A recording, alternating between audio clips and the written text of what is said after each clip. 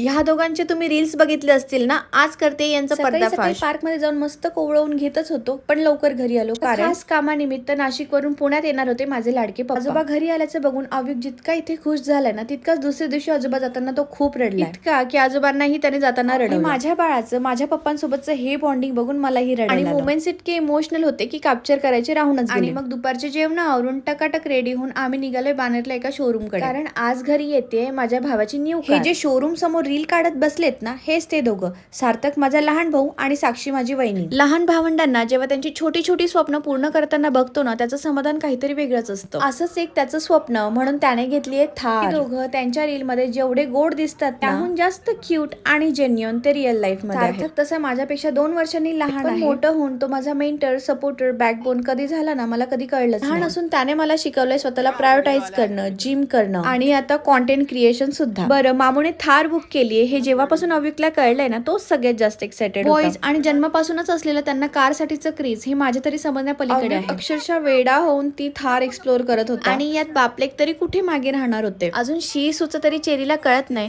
पण आपण new SUV मध्ये बसलोय हे मात्र चेरीला कळलं होतं. घरून तिची सेपरेट वॉटर बॉटल नेली होती. सगळेच बिस्लरीच्या बॉटल मधून पाणी पित होते, हे बघून तिलाही त्याच बॉटल मधून पाणी प्यायचं होतं. आम्ही छान छान फोटोज काढले, रील बनवले. काही ना काही कारणानिमित्त जेव्हा फॅमिलीला भेटणं होतं ना, तेव्हा खरंच खूप छान वाटतं. मग आम्ही तिघं निघालो परत घरी.